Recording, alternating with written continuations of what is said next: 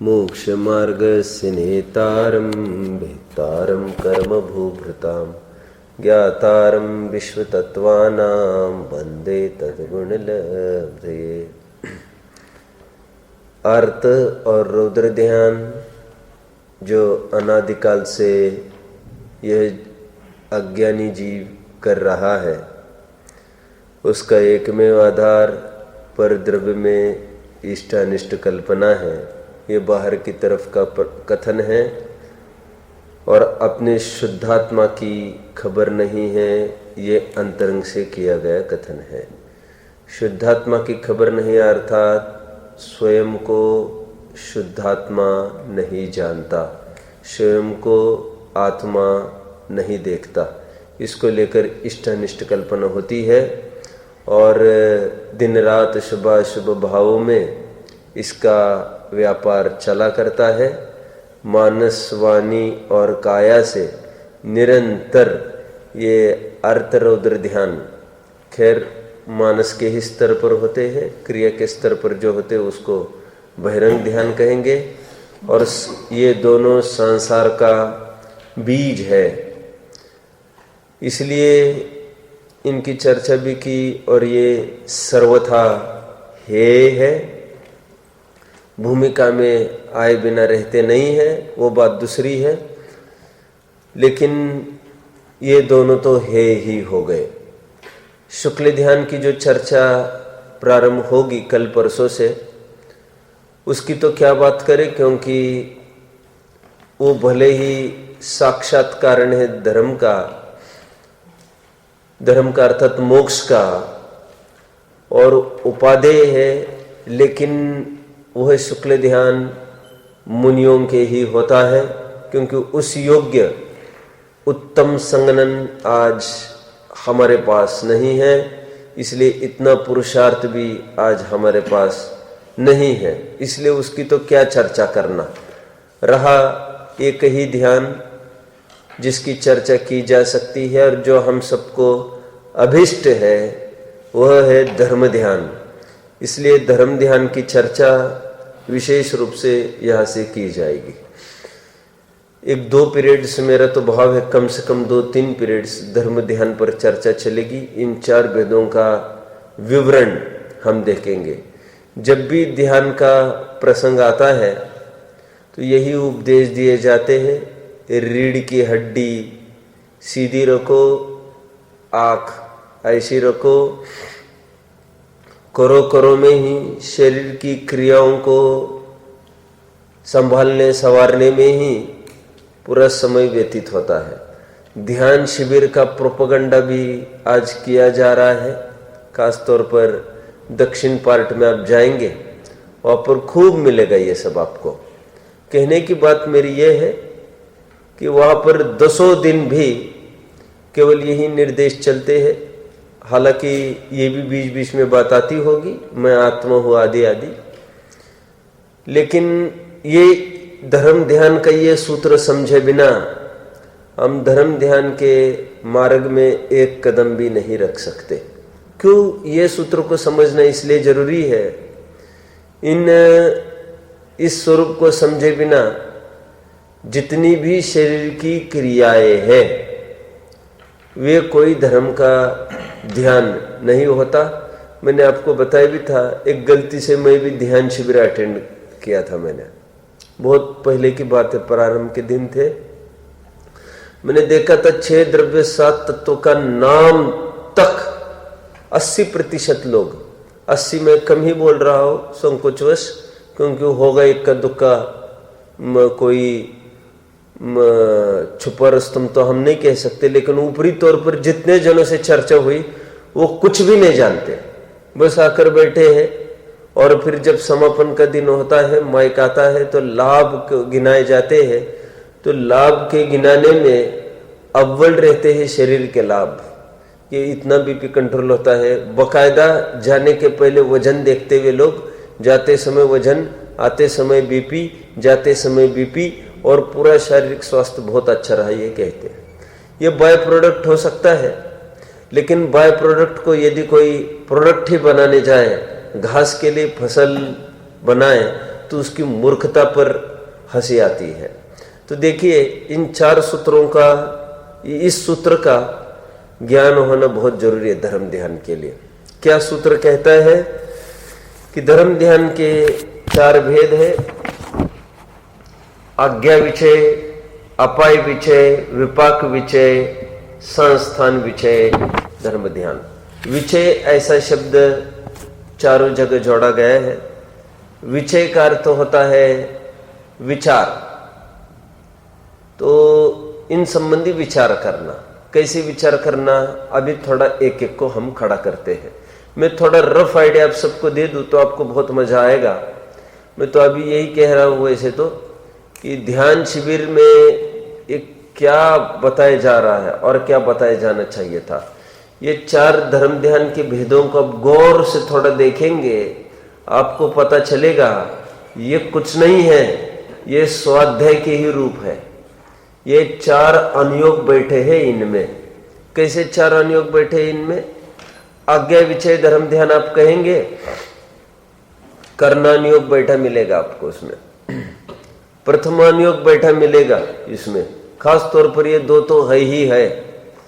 फिर अपाय विपाक विचय में तो टोटली कर्णानुयोग बैठा है। विपाक मतलब कर्म फल, कौन सी भूमिका में, कौन से गुण स्थान में कैसे कैसे कर्म का उदय आता है। अभी रहा अपाय विचय और संस्थान विचय। संस्थान विचय में टोटली त्रिलोकसार और तिलोय पंडिती बैठा है, क्योंकि वो पूरा आकार प्रकार समझाने वाले हैं, लोक का नक्शा बताने वाले हैं पूरा। और अपाय विचय में द्रव्यानुयोग बैठा देख सकते हैं आप कि इसका क्या उपाय है बचने का।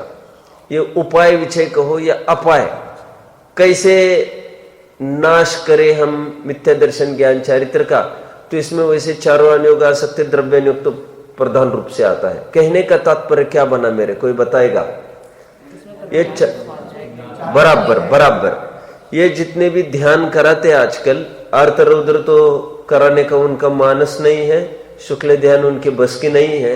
धर्म ध्यान के नाम पर जो करा रही है लोग, कहने की मेरी बात इतनी सी है कि ये सूत्र पढ़े तो उनको ख्याल में आए कि धर्म ध्यान भी होता है, वो 4 अनुयोगों के अध्ययन से होता है। ठीक है, तो ये अध्ययन के ही रूप है ये चारों। सच पूछो तो धर्म ध्यान के भी 2 भेद पड़ेंगे, निश्चय और व्यवहार। जो शुद्धात्मा की प्राप्ति होती है वो निश्चय धर्म ध्यान, मतलब एक देश एकाग्रता पूर्वक और पूर्ण थरव एकाग्रता होगी, शुद्धोपयोग वाला, श्रेणी लायक, तो वो तो शुक्ल ध्यान में आएगा। तो जो अल्पकाल के लिए जो एकाग्रता होती है आत्म स्वभाव के लिए, वो निश्चय धर्म ध्यान। और उसके साथ साथ जो आज्ञा संबंधी, भगवान की आज्ञा ऐसी है मान ले उसको, ऐसा भाव, अथवा विचार कर्मोदय के अनुसार कैसी कैसी अवस्थाएं बनती है, और फिर शुद्धोपयोग में लगने की प्रेरणा मिलना, ये सब जितना भी शुभ भाव है बाहर में, वो आज्ञा विचय, विपाक विचय, लोक का नक्शा देख देख कर शुद्धोपयोग करने का भाव होना, संस्थान विचय, ये पूर्वोच्चर या उत्तरचर व्यवहार कह सकते हैं उसको। पूर्वोच्चर इसलिए क्योंकि प्रारंभ में यदि शुद्धोपयोग न हो, जीव को मिथ्यात्व में खड़ा हो, और इसी से प्रारंभ करेगा वो, और इसके पूर्व को शुद्धोपयोग में चला गया, तो पूर्व में जो ये शुभ भाव कर रहा था स्वाध्याय आदि शुद्धोपयोग के लक्ष्य से, उसको पूर्वोच्चर व्यवहार कहा जाएगा। और शुद्धोपयोग से भी बाहर आया है तो फिर ये पढ़ रहा है तो उसको उत्तरचर व्यवहार कहेंगे, और आगे वाले शुद्धोपयोग में जाने की अपेक्षा इसको फिर पूर्वोच्चर व्यवहार कहेंगे। ये अंतरंग में लेके जाने के लिए कारण है, बशर्ते लक्ष्य आपका शुद्धोपयोग होना चाहिए। प्रयोजन पर यदि दृष्टि हो, पढ़ने के लिए नहीं पढ़ता हो, यदि समझने के लिए और अनुभव के लिए पढ़ता हो, तो ये उसमें चला जाएगा। और सहचर व्यवहार किस प्रकार जाएगा? स्थिरता तो निरंतर अंदर में वर्ती रही है साधक जीव के, वो परमार्थ धर्म ध्यान, और साथ में जो भी शुभ भाव होता है,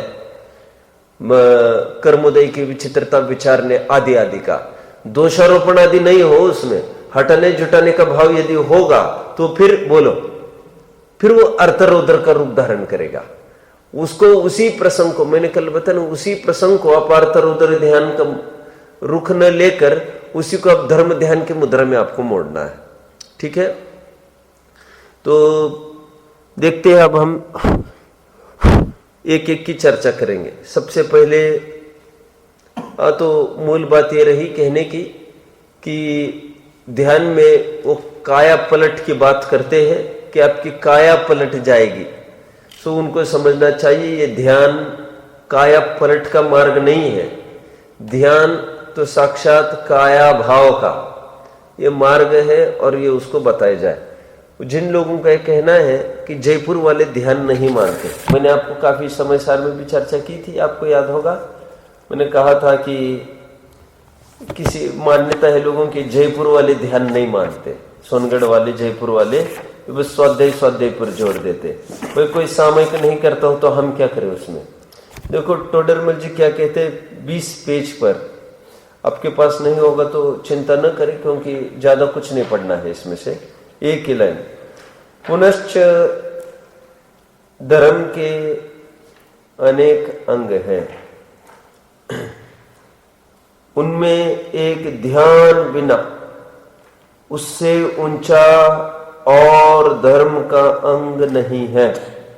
इसलिए जिस प्रकार आगम अभ्यास करना योग्य है।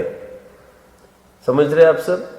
मैंने क्यों पढ़ा ये सब, कोई बताएगा इसमें क्या फलितार्थ निकाला? ध्यान की सर्वोपरिता, ध्यान को हम स्वीकार करते हैं बाबा। हाँ, और सेकंड बात, और ध्यान का कारण भी बता रहे हैं। इसलिए बहुत अच्छी बात तत्वानुशासन में कही है, आत्मा के बारे में जानना स्वाध्याय, आत्मा को जानना ध्यान। तो स्वाध्याय के बिना ध्यान संभव नहीं और ध्यान के बिना स्वाध्याय सार्थक नहीं, एक दूसरों के पूरक है। यदि एकांत करोगे, एकेन विना छिज्जई तित्थम अन्येन पुनः तच्चम।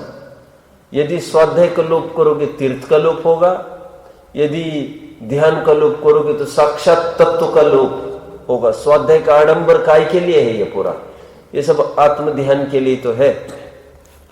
तो ध्यान को हम जरूर मानते हैं, लेकिन ध्यान शिविर के नाम पर जो वहां पर इकट्ठा कर करके जो सूत्र बोलाए जाते हैं, निषेध उसका इसलिए है ध्यान के लिए एकांत की आवश्यकता है और वहां पर जल्प भी नहीं होना चाहिए, बहिर्जल्प तो कदापि नहीं। तो जो ध्यान करा रहे वे ही बहिर्जल्प से युक्त है, तो बाहर वालों की क्या बात करें हम। तो उनका भी वहां पर वो डाइवर्ट होता है अटेंशन। स्वतंत्रता से अपनी विचारधारा चलाए, ये ध्यान का फल होता है। अभी आज्ञा विषय धर्म ध्यान को थोड़ा विचार करते हैं, क्रम बाय क्रम हम एक एक को विचार करते हैं। आज्ञा विषय धर्म ध्यान का मतलब भगवान ने कहा वैसा हमने मान लिया धर्म ध्यान।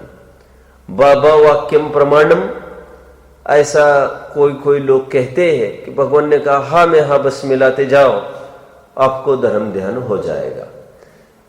इतना ही ऊपरी अर्थ नहीं है सचमुच इसमें, लेकिन इतना जरूर अर्थ समझना कि जहां जहां अप्रयोजन भूत बात आएगी वहां पर भगवान ने कहा है तुम स्वीकार कर लो, इसको समझ में आता है।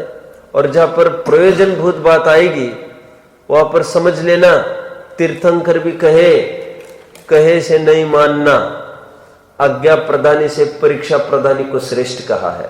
तो आज्ञा विषय का जो प्रकरण है वो केवल अप्रयोजन भूत पूर्ता मर्यादित है और कुछ प्रयोजन भूत की परीक्षा करने के उपरांत ही तो आखिर बोलिए अप्रयोजन भूत को आज्ञा अनुसार ही स्वीकार करेंगे। प्रयोजन भूत की कुछ परीक्षा ही नहीं होगी तो पुरुष की प्रामाणिकता सिद्ध नहीं होगी, और पुरुष की प्रामाणिकता सिद्ध नहीं होगी तो कुछ उनके अप्रयोजनभूत वचनों की भी प्रामाणिकता सिद्ध नहीं होगी। मैंने आपको पहले भी कहा था, वचन की प्रामाणिकता से पुरुष की प्रामाणिकता और पुरुष की प्रामाणिकता से वचन की प्रामाणिकता दोनों घटित होते हैं। कैसे वचन यदि प्रयोजन की सिद्धि वाले हो, प्रयोजन भूत तत्व वाले हो, तो उसकी परीक्षा करे, व्यक्ति की परीक्षा हो जाएगी। और व्यक्ति की परीक्षा से फिर वो बचे हुए जो अप्रयोजन भूत तत्व कहता है, उसकी भी परीक्षा स्वयं। फिर वो परीक्षा क्या, वो तो स्वीकार कर लेंगे हम, क्योंकि जिसने प्रयोजन भूत में धोखाधड़ी नहीं करी, वो अप्रयोजन भूत में धोखाधड़ी क्यों करेगा? समझ में आता है? इतनी सी बात है। हम किसी दुकानदार के पास गए, हमने उसको टाइम पूछा, तो टाइम में क्यों गड़बड़ी करेगा? वो टाइम तो यथार्थ बताएगा। गड़बड़ी करेगा तो जिनसे उसका प्रयोजन सिद्ध होता है पैसे कमाने का, तो उसमें गड़बड़ी कर सकता है वो। भगवान यदि गड़बड़ी करते, देवशास्त्र गुरु के स्वरूप में करते, भक्ति से मोक्ष आदि कहते, तो उनका कोई प्रयोजन सिद्ध होता। लेकिन कितनी बड़ी रिस्क जोखिम लेकर कि अपने भगत टूट जाएंगे, पूजन प्रक्षाल वाले, मंदिर खड़े करने वाले टूट जाएंगे, इस कीमत पर भी सच्चा तत्व ज्ञान किया। जो भगवान के पास आते हैं उनको कहते हैं कि एक द्रव्य दूसरे द्रव्य का कुछ करता नहीं है, और शरण जो अपराधी को दे, अरे अपराधी वह भगवान। भगवान को चाहे जो कुछ कहो, कितनी भी टूट फूट कर देवी दहाड़ी शीतला पद्मावती के पास चले जाए कि वे तो देते हैं, ये कुछ नहीं देते, चलेगा। वस्तु का निरूपण करने में इन्होंने, सत्यार्थता निरूपण करने में कोई कसर नहीं छोड़ी है। हालांकि 2-3 प्रकरण हमको पढ़ने हैं, उसकी भूमिका में जमा रहा हूं। पिछले साल हमने अपने अध्ययन के काल में पढ़े हैं ये सब, आज फिर से इसको देखना है हमको। आइए, मोक्ष मार्ग प्रकाशक अभी सबके पास चाहिए, जरूरी में। सबसे पहले तो हम कौन सा प्रकरण पढ़ना चाहेंगे? बोलिए। सम्यक तो सन्मुख मिथ्या दृष्टि का भी एक प्रकरण पढ़ना है। और कौन सा प्रकरण पढ़ना है? याद करो थोड़ा सा। व्यवहाराभासी मिथ्या दृष्टि का प्रकरण खोलिए। जो परीक्षा रहित अज्ञानुसारी धर्मधारक व्यवहाराभासी है, 215 पेज खोलेंगे आप लोग सब। देखो उसका क्या कहना है। ये बेचारा आज्ञा पूरी मान लेता है। वो ऐसा भी नहीं है कि किसने देखा है, किसने देखा है कहने वाले को तो आज्ञा विषय धर्म ध्यान ही नहीं है। ये समझ में आता है? सुनो, जो आत्मानुभव से रहित है, भगवान की एक एक बात मानता है, और ऊपरी ऊपरी रियलाइजेशन भी है, राग द्वेष दुख रूप है, बराबर अभक्ष की मर्यादा जिसके ज्ञान में बराबर है, वो व्यवहार आज्ञा विषय धर्म ध्यान वाला है। और शुद्धात्मा के अनुभव पूर्वक ये सब स्वीकार करता हो, तो ये सच्चाई नहीं व्यवहार है उसका। क्या? एक तो कहवत का व्यवहार और एक तो सच्चे का व्यवहार। क्योंकि ऐसा है ना, ध्यान के ही काल में निश्चय व्यवहार का जन्म होता है।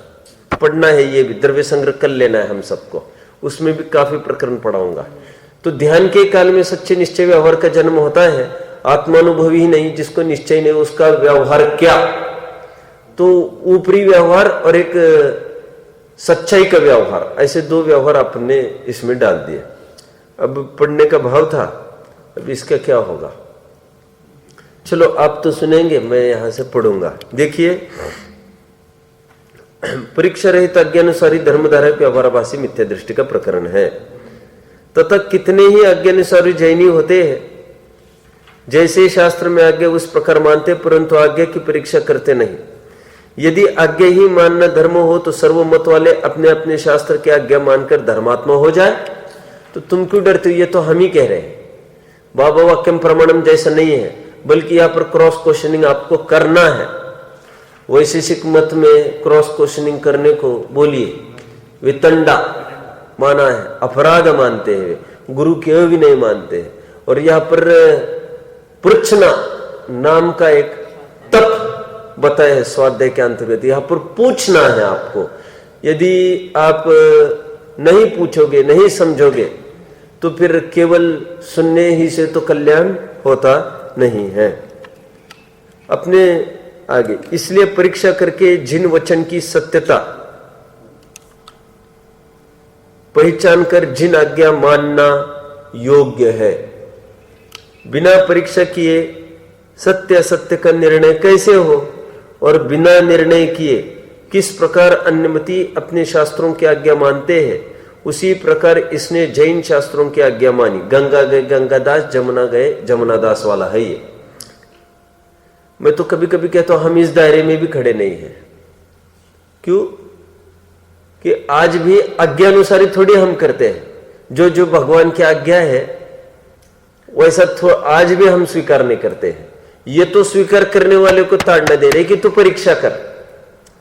जो कुतर्क कर रहा है और आज्ञा नहीं पाल रहा वो तो आज्ञानुसारी भी नहीं है, वो तो और दूरी पर खड़ा है। कोई कहे कि शास्त्र में, ठीक है ना, यही तक आए थे क्या, बिना परीक्षा के सत्य असत्य का निर्णय कैसे, और बिना निर्णय किए जिस प्रकार अन्यमति अपने शास्त्रों की आज्ञा मानते उसी प्रकार इसने जैन शास्त्रों की आज्ञा मानी। यह तो पक्ष से आज्ञा मानना है। कोई कहे कि शास्त्र में 10 प्रकार के सम्यक्तों में आज्ञा सम्यक्त तो कहा, एक वह आज्ञा विषय धर्म ध्यान का भेद का 2 एनसर्कल्ड पार्ट। इसके पीछे मैं बता रहा हूं आपको, सब आप समझ रहे होंगे। वो कह रहा है आज्ञा विषय धर्म ध्यान भी बता, वो भाव नहीं समझ पाया है। क्या समझ रहा है वो? आज्ञा विषय धर्म ध्यान का अर्थ परीक्षा नहीं करना हमको उनकी। तुम बड़ों की परीक्षा तुम करने के लिए कौन हो गए? आज ये जो मुनि परंपरा वाले लोग हैं वो अक्सर ऐसा कहते हैं, तुम्हारे हैसियत क्या है उनकी परीक्षा करने की, तुम हो कौन? और सोमदेव सूर्य ने तो स्पष्ट एक छंद लिख दिया, इतना खतरनाक छंद लिखा। ऐसा लिखा, श्रुत सागर ने लिखा कि जो मुनि 2 रोटी मांगता है, आपको शर्म नहीं आती? उनकी परीक्षा पर तुले हो आप। अरे लोग भिखारी को भी रोटी दे देते हैं, अब इनको रोटी देने में मीन मेख निकाल रहे, इनकी परीक्षा करोगे? आप दान दे दो, आपको जो फल होगा आपके भावों के अनुसार होगा, वो होगा सही, नहीं होगा सही, उसको मत देखो। ये पूरा ये सूत्र है, ये पूरे भ्रांत मार्ग का बीज है, और इसी का अनुगम करके आज वो परंपरा उनकी फल रही है, फूल रही है। पंचम काल के अंत तक इन्हीं का तांडव चलेगा। ये सूत्र उनके लिए आर्ष वचन समान है और महामंत्र है उनके लिए, नमोकार मंत्र से भी बढ़कर। करो इसको देखो, इसको देखो क्या लिखा। कौन श्रुत सागर? ये भट्टारक, जिनको सज्जनों ने काले झंडे दिखाकर बाहर कर दिया है। लिखी होगी उन्होंने अष्टपहड़ पर टीका, लेकिन अप्रामाणिक मानी गई है। वहां पर और 1-2 कथन उनके ऐसे आए क्या, जैसे हाँ ऐसा लिखा, जूते में विष्टा लपेटकर उसके गाल पर जड़ देवे। तो विद्वानों ने इसको स्वीकार नहीं किया बिल्कुल, बोले श्रुत सागर को आउट कर दो पहले। और इसी श्रुत सागर ने, भट्टारक ने ये कथन लिखा है मुनि के बारे में। तो मुझे तो क्या कहना है, यहां पर तो परीक्षा फर्स्ट, फिर पद्म पुराण का आदर दे देकर टोडरमल जी ने कहा देखो परीक्षा करी एक जन ने, भले विचारण रतिधारी मुनि थे, आहार नहीं दिया, फिर भी उनको कोई प्रायश्चित नहीं दिया, उनकी कोई गलती नहीं थी।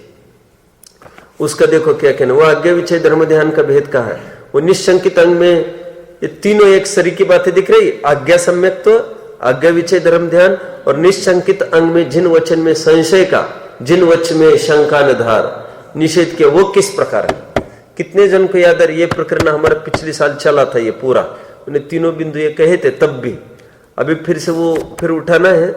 सम्यक्त सन्मुख का भी प्रकरण उठेगा। समाधान देखो ये क्या कह रहे हैं। शास्त्रों में कितने ही कथन तो ऐसे हैं जिनकी प्रत्यक्ष अनुमान आदि द्वारा परीक्षा कर सकते हैं। ध्यान रखना, ये प्रत्यक्ष को ये पैमाना नहीं बना रहे, अनुमान भी प्रमाण माना है, इसको क्यों भूलते हो। प्रत्यक्ष अनुमान आदि द्वारा परीक्षा कर सकते हैं, तथा कई कथन ऐसे जो प्रत्यक्ष अनुमान आदि गोचर नहीं है, इसलिए आज्ञा ही से प्रमाण होते हैं। लेकिन कब? जब इनकी जिनकी परीक्षा की जा सकती है उनकी करने के बाद, वहां नाना शास्त्रों में जो कथन समान हो उनकी तो परीक्षा करने का प्रयोजन ही नहीं। किसमें? अप्रयोजनभूत की बात। परंतु जो कथन परस्पर विरुद्ध हो, उनमें से जो कथन प्रत्यक्ष अनुमान आदि गोचर हो, उनकी तो परीक्षा करना। वहां जिन शास्त्रों के कथन की प्रमाणता ठहरे, उन शास्त्रों में जो प्रत्यक्ष अनुमान गोचर नहीं है, ऐसे कथन किए हो, उनकी भी प्रमाणता करना। तथा जिन शास्त्रों के कथन की प्रमाणता न ठहरे, उनके सर्वही कथन की अप्रमाणता मानना। कोई नशे में कभी कदाचित मां को मां भी कहे तब भी उसकी बातों पे नहीं आना। तुक्के में कोई टिक लगाने में पूरे पेपर में 30% मार्क आ गए, जो बिल्कुल पढ़ाई नहीं करके गए, तो तुक्कों के बल पर आ ही सकते, उसमें क्या है। 10 मार्क तो कोई भी जोड़ सकते, सबके टिक करते जाओ तो 10% तो मार्क मिल ही सकते उसको। इसके बल पर उसको 10% बुद्धि है, यह अंकन नहीं हो सकता। तो कहते यहां कोई कहे कि परीक्षा करने में कोई कथन किसी शास्त्र में प्रमाण भाषित हो, ये तो प्रकरण में दूसरा होगा। ये हाँ, सेकंड पेज पर आइए जरा, 216 पेज पर आइए। सो परीक्षा करने पर जैन मत ही सत्य भाषित होता है, अन्य नहीं। रिजल्ट भी बता रही है। जब हमने थ्योरम बताया है टू प्रूव, तो टू प्रूव हमने तो इन्फरेंस आपको बता भी दिया है वैसे, तो जब बता ही दिया है तो अब क्या, तो फिर भी मैनिपुलेट करोगे तुम, तुम्हारे दिमाग में उतरना चाहिए कैसा आया, भले हमने उत्तर दिया तो क्या हो गया। थ्योरम कितने बड़े बड़े मार्क के होते हैं समझते हैं आप, और कितने 4-4, हम तो 100 मार्क का पेपर होता था तो एक एक थ्योरम हमको 10-10 मार्क के होते थे, तो 3-4 थ्योरम तो पूछे ही जाते थे। ये 10वीं की बात कर रहा हूं मैं, आपको होते थ्योरम में ज्योमेट्री वगैरह में, टू प्रूव कि the sum of the squares of the 2 sides of a right angled triangle is equal to the square of the hypotenuse. अब प्रूव करना है उसको तुमको, पाइथागोरस थ्योरम। तो उन्होंने तो सब दे ही दिया अपने को, और 10 मार्क मुफ्त में चलेंगे क्या तुमको? तुम तर्क युक्ति देखेंगे बीच में पूरा सुनो, और चेक करने में कठिन टीचर को यह पार्ट होता है। क्यों? बाकी को तो धड़ाधड़ उत्तर देखकर वो मार्क चढ़ाते जा सकता है, इसमें तो ऐसा नहीं कर सकता, कदापि नहीं कर सकता। क्यों? इसमें तो उत्तर तो है ही, तो इसमें कैसे अप्रोच किया है, कैसे मैनिपुलेट किया है। कभी कोई नीचे से वो ऊपर जाना चाहे उसको सफलता नहीं मिलेगी उसमें। तो कहते हैं तो परीक्षा करने पर जैन मत ही सत्य भाषित होता है, अन्य नहीं, क्योंकि इसके वक्ता सर्वज्ञ वितराग है, वे झूठ किस लिए कहेंगे। इस प्रकार जिन आज्ञा मानने से जो सच्चा श्रद्धान हो उसका नाम आज्ञा सम्यक। तो लेकिन एक महत्वपूर्ण बात, सो परीक्षा करने पर, अंडरलाइन, उनका नाम आज्ञा सम्यक तो है, और वह एकाग्र चिंतन होने से उसी का नाम आज्ञा विषय धर्म ध्यान है। सब पकड़ रहे बात को? अरे सब पकड़ रहे कि नहीं? ये सब प्रकरण आप एकांत में फिर से पढ़ लेना। इन्होंने महत्वपूर्ण शब्द कौन सा डाल दिया? सो परीक्षा करने पर, और ऊपर पूरे परीक्षा की विधि बताई है, वहां से आप जान लेना। आज्ञा विषय धर्म ध्यान का अर्थ कोई बाबा वाक्यम प्रमाणम नहीं है। जहां पर अपनी पहुंच नहीं है वहां पर चुपचाप मम्मी पापा की समझ लो तुम।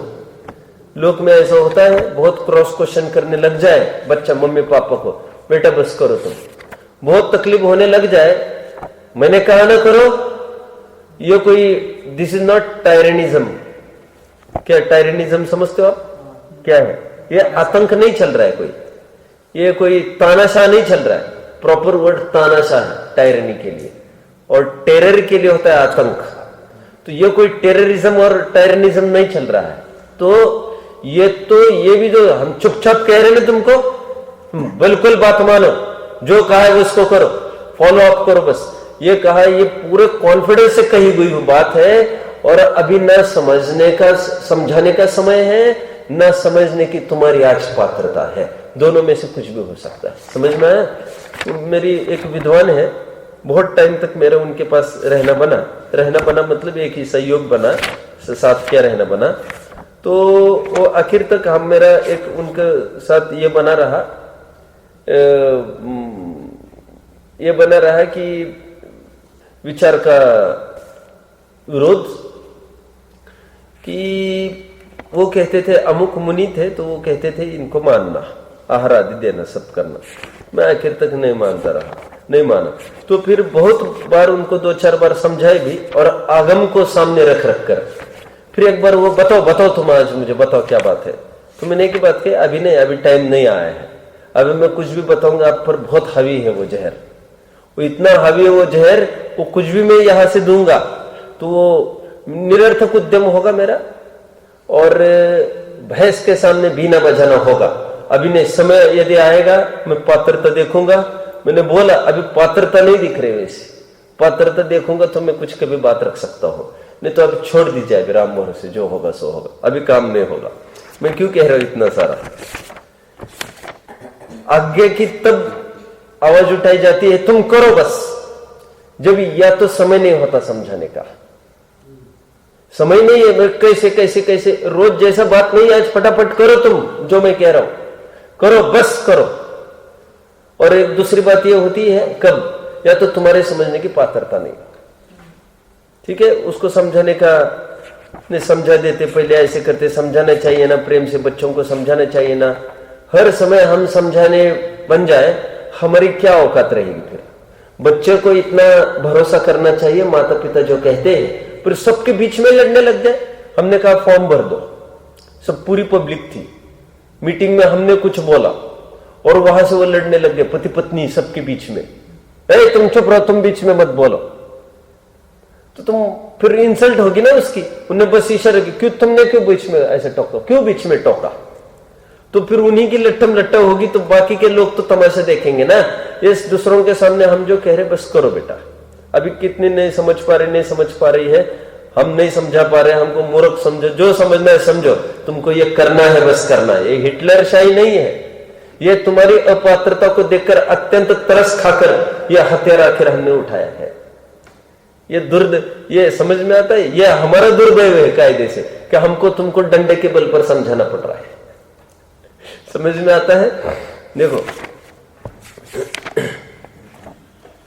कहां तक आए हम? सम्यक तो सन्मुख मिथ्या दृष्टि पर आइए, चलिए ये प्रकरण चलेगा।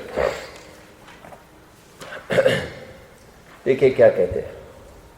अब देखिए थोड़ा सा और मैं बात बता दूं।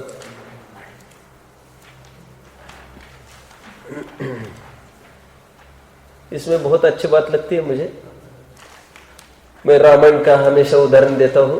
दंडकारण्य का दृश्य है, कभी आपको दिया होगा मैंने। दंडकारण्य का दृश्य है और विहार चल रहा है जंगल में। लक्ष्मण बहुत पीड़ित है, परेशान है, शारीरिक संतुलन बिगड़ गया है। राम ने कहा लक्ष्मण उस शिला पर जाकर बैठो।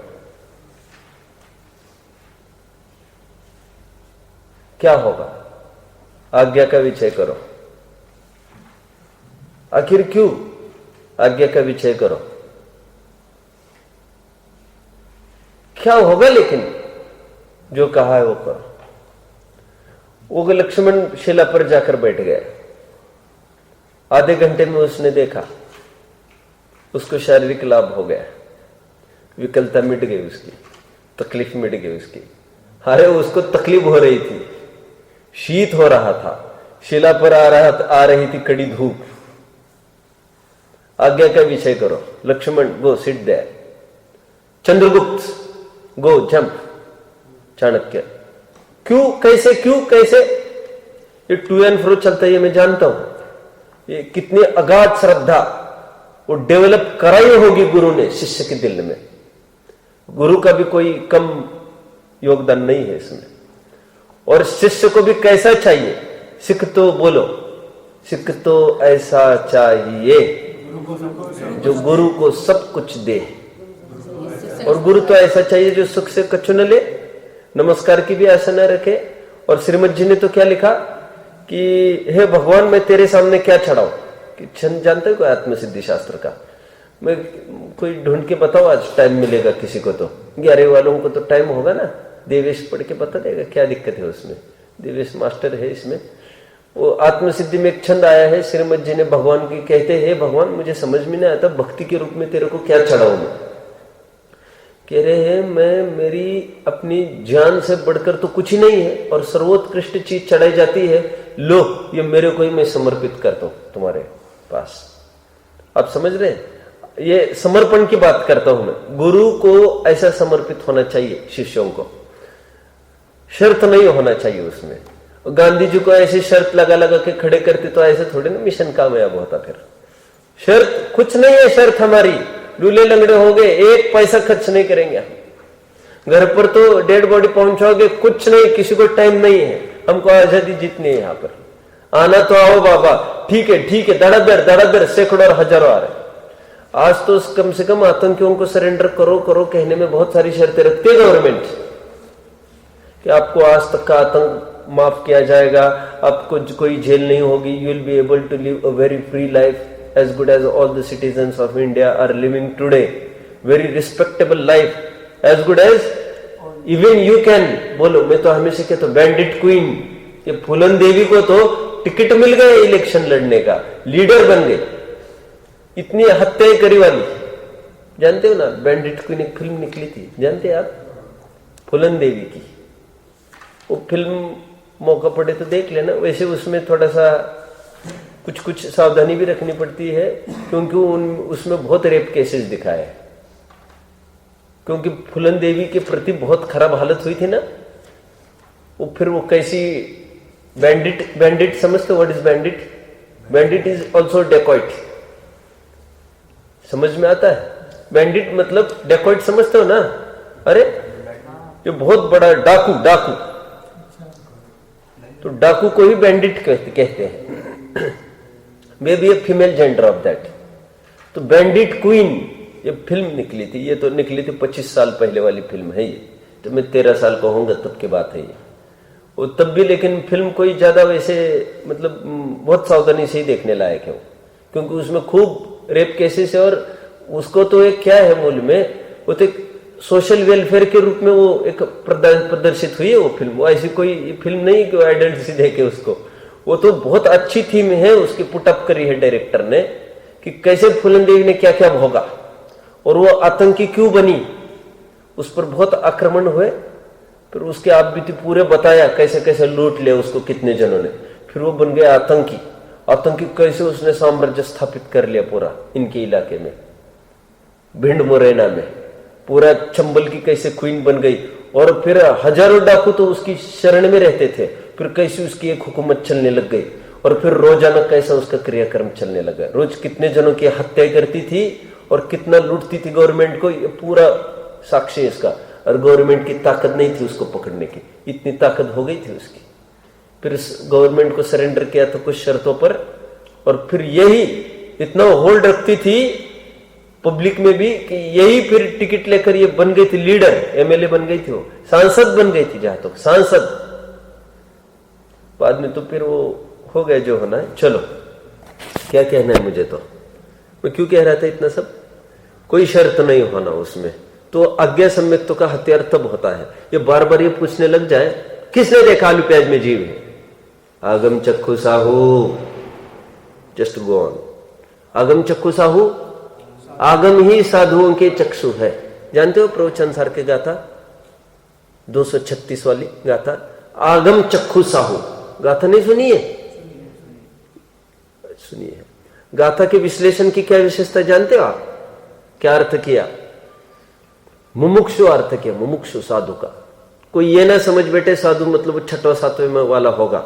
मुमुक्षु हर कोई साधक जीव की बात है, उसके लिए आगम ही आंख है, वो आगम के माध्यम से बाहर को देखता है। आगम के माध्यम से देखता है मतलब not bye naked eyes, won't be possible. आलू प्याज के जीव देखने जाओगे कैसे दिखेगा? 7 पृथ्वी खोदने जाओगे कैसे दिखेगा? नहीं दिखेगा ये सब। तो आगम के माध्यम से मुमुक्षु देखते हैं, आगम ही उनकी आंखें। जैसा आगम में कहा है, आगम अत्था सिद्धा, क्या क्या ये आगे पीछे की गाथा है, स्लोगन दिया उन्होंने, आगम अत्था सिद्धा, आगम से ही सभी अर्थ सिद्ध है। आगम किम प्रमाणम, प्रत्यक्ष किम प्रमाणम, आगम किम प्रमाणम। किसको? जिसने परीक्षा की है उनके लिए आगम सामने है, तो और क्या प्रमाण की आवश्यकता? आगम स्वयं ही प्रमाण है, समझ में आते? इसलिए उसको आगम ज्ञान को प्रमाण ज्ञान कहने लग गए।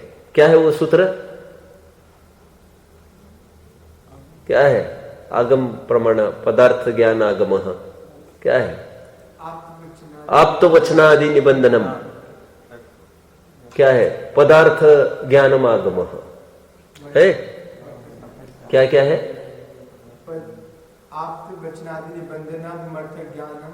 हाँ बराबर, ठीक है। चलिए आगे। ये देखिए सन्मुख तो सन्मुख मिथ्या दृष्टि का प्रकरण। अभी इसमें और थोड़ी बारीकाई समझना। ठीक है, परीक्षा करना ना प्रयोजनभूत में, ये बात सत्य है, लेकिन और एक बात समझ लो, इसमें भी थोड़ा ब्लाइंड फॉलो करना। पहले क्या, अरे जो 6 द्रव्य 7 तत्व सिखाएंगे ना, उनको बारीक चुपचाप पहले आज्ञा विषय वहां पर भी करना। ये प्रयोजनभूत का जो नाम है, नाम वर्डिंग्स, इसको भी सुनो, स्वरूप भी सुनो बस, और फिर कमरे में बैठकर हो हल्ला करना जो करना है। यहां पर नहीं, क्या साहब 7 ही तत्व क्यों, कैसे बात आगे बढ़ाएंगे फिर? तो ये भी सुनना, लक्षण, उद्देश्य, लक्षण निर्देश, और देन कम्स परीक्षा, एग्जामिनेशन बाद में, पहले इतना करो सब। इसलिए परीक्षा चाहे जो कुछ करे तो बर्दाश्त नहीं होता, लेकिन थोड़ा उत्तीर्ण हो, वो परीक्षा करे, सबको पसंद आ जाता है फिर। ठीक है, मेरा क्यों क्या मालूम, मेरा योग सहज है, कितने भी बड़े विद्वान हो, मैं उनको बोल देता हूँ आपकी गलती ठीक नहीं है, ऐसा नहीं है। तो मैं बाद में सोचता हूँ ये कैसे पचा जाते इतने बार, ठीक है कैसे पचा जाते होंगे ये, तो मैं सोचता हूँ फिर ये इसलिए पचा रहे हैं क्योंकि आज मैंने जिनवानी माँ की शरण ली है। ये सब श्रेय जिनवानी को चलता है, जाता है, मेरा अपना कुछ जीरो है इसमें। अब मैं क्यों कह रहा हूं, क्योंकि उद्देश्य लक्षण निर्देश वाला परीक्षा करे, बिना उद्देश्य लक्षण निर्देश वाला परीक्षा करे बर्दाश्त नहीं है किसी को। देखो, वहां उद्देश्य लक्षण निर्देश और परीक्षा द्वारा निर्धार होता है, इसलिए पहले तो नाम सीखे उद्देश्य हो, फिर उनके लक्षण जाने, फिर ऐसा संभवित है कि नहीं, ऐसे विचार सहित परीक्षा करने लगे। 258। अब ये पूरा प्रकरण फिर देखेंगे कभी। ये तो हमने स्वाध्याय में देखा था, ये है ना, स्वाध्याय के 5 अंगों में पढ़ा था हमने इसको, नहीं याद आपको? आप देखा था, तुम तो थे नहीं क्या? स्वाध्याय के 5 अंग पढ़ाए तब थे नहीं कि तुम वाचना प्रश्न वाले, तुम नहीं थे वाचना प्रश्न के टाइम में, आप लोग थे? तो ये पढ़ा था अपने पैराग्राफ, पक्का याद है? वहां नाम सीख लेना, लक्षण जान लेना, उपदेश के अनुसार होते, फिर एकांत रूप, फिर विचार करना, फिर कब तक करना, जब तक निर्णय ना हो तब तक। मैंने अवश्य बताया होगा ये, कि मैंने 5 अंग बताए थे ना उसमें, हाँ पढ़ा था। ठीक है, आगे आइए, अभी तो आज का प्रकरण के हिसाब से चलना है। तथा अन्य मतियों के द्वारा जो कल्पित तत्वों को उपदेश दिया है, उससे जैन उपदेश अन्यथा भाषित हो, वो संदेह हो, तब भी पूर्वोक्त प्रकार से उद्यम करे। आगे, ऐसा उद्यम करने पर जैसा जिनदेव का उपदेश है वैसा ही सत्य है, मुझे भी इसी प्रकार भाषित होता है, ऐसा निर्णय होता है। ये सेम वहां की लाइन यहां पर है, कहा कि अभी पढ़ रहे थे वहां पर, ये कंक्लूजन है, ये इन्फरेंस है, बोल रहे पहले से ही ये इन्फरेंस आएगा, क्योंकि जिनदेव अन्यथावादी नहीं है, ना अन्यथा वादिनो जिना। देखो, यहां कोई कहे कि जिनदेव यदि अन्यथावादी नहीं है तो जैसा उनका उपदेश है वैसे ऐसा दन कर ले, परीक्षा किस लिए करे? और तुम्हें आनंद तो परीक्षा का आएगा, तुम इस मार्ग पर जाना, देखो बीच में ऐसा आएगा, बीच में ऐसा आएगा, आएगा नहीं साहब, जब आपने कहा है जाना, मेरा तो जाना काम है, मैं तो जाऊं। अरे तुम्हें कैसे प्रामाणिकीकरण होता जाएगा? परीक्षा किए बिना यह तो मानना हो सकता है कि जिनदेव ने ऐसा कहा है, ये तो सत्य, परंतु उनका भाव अपने को भाषित नहीं होगा। दवा मात्र देना अलग चीज है, और उनके कहने से हम दवा ले रहे हैं, आनंद उससे नहीं आता। हाँ मुझे थोड़ा बुखार कम है, आनंद तो इससे आने लग गया ना तुमको, दवा पर विश्वास कैसे हुआ?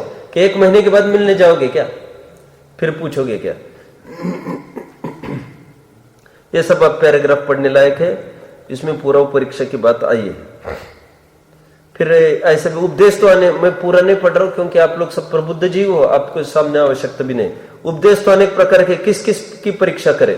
समाधान, उपदेश में कोई उपादेय है, कोई है तथा कोई ज्ञेय तत्वों का निरूपण होता है, वहां उपादेय है तत्वों की तो परीक्षा कर लेना, मतलब प्रयोजनभूत में, क्योंकि इनके अन्यथापना होने से अपना बुरा होता है। उपादेय पने को हे मान ले तो बुरा होगा, हे को उपादेय मान ले तो बुरा होगा।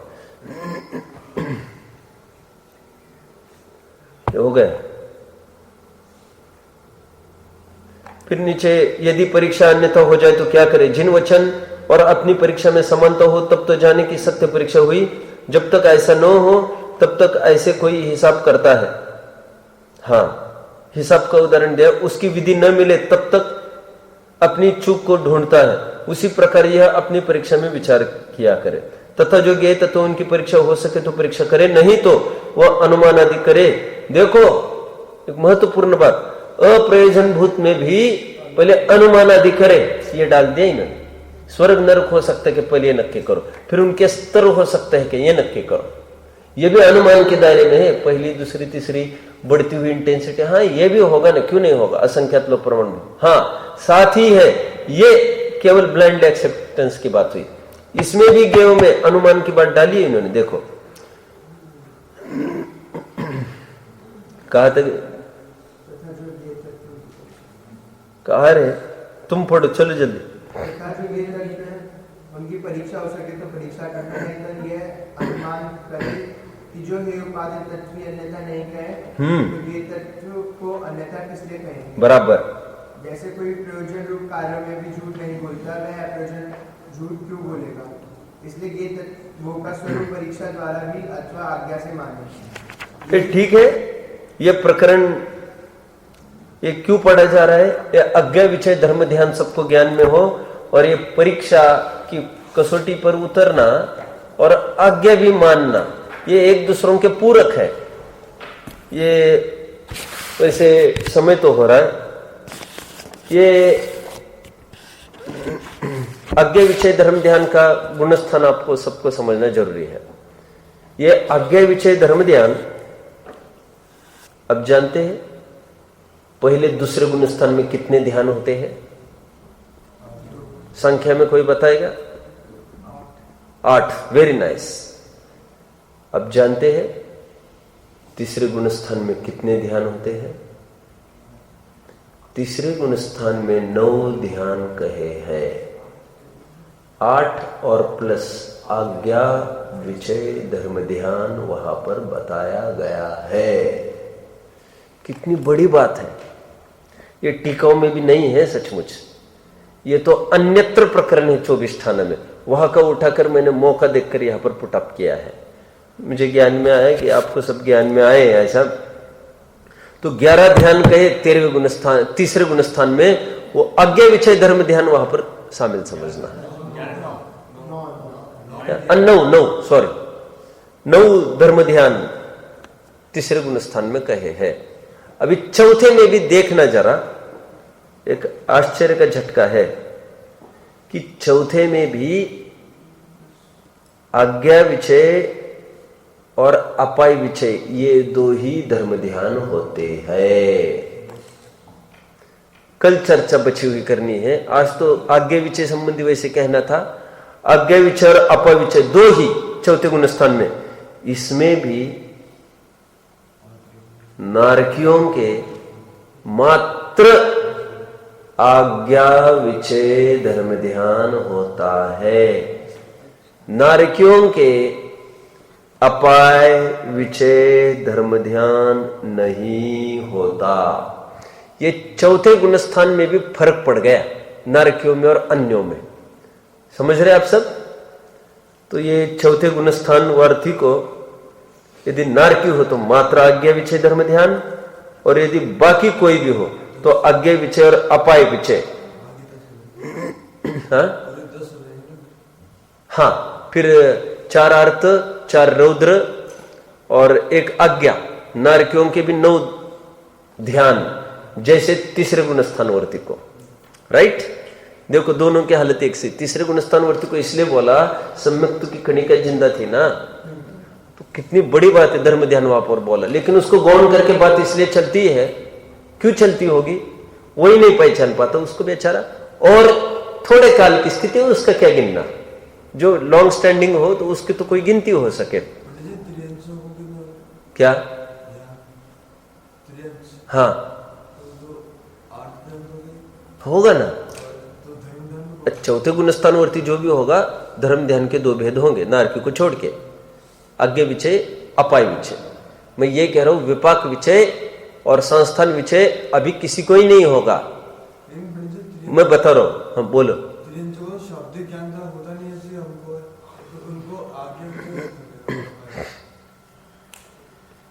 ऐसा है इसमें कि जाति स्मरण हुआ, कुछ चिन्ह देखकर एकदम ज्ञान में आया कि पहले हमने ऐसा उपदेश सुना था, तो वही उपदेश का कि कुछ ग्रहण होना आज कि ऐसा ऐसा कहा था, तो फिर उससे कुछ अनुमान लगाना।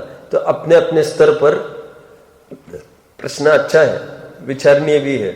आज्ञा विषय धर्म धर्म ध्यान तिर्यंचों को कैसे बोला, वो तो है ही, बोला है, ये तो आगे विचय से तो स्वीकार करना पड़ेगा।